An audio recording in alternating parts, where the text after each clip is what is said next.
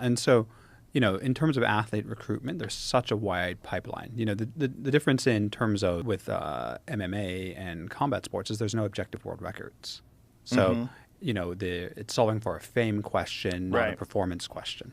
Right. It's to be one of the people that does it. So have you talked to athletes about that, combat sports athletes? We've had, in the casting call that we did, we had maybe about 15% of the athletes were in the combat disciplines. Really? Including ex-UFC athletes, yeah. Ex-UFC athletes. Yeah. So guys at the end of their run? Yeah, that's where performance-enhancing drugs are very appealing, right? You've been in your career, you're sort of 30, 35 years old, and people say, you're out of it, you should be retired. And they're saying this isn't now with the emotional maturity that you have in your 30s, right, to regain the body in your 20s and to come back to compete at a high level. It's also the wisdom.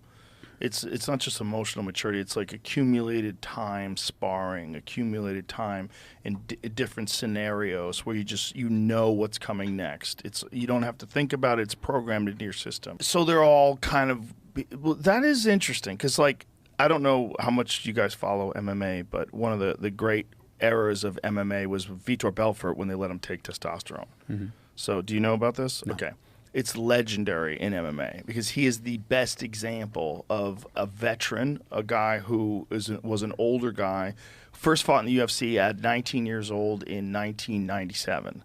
And in the 2000s, this was like 2004 or 5, that's when they allowed the testosterone use exemptions, and Vitor looked like an alien.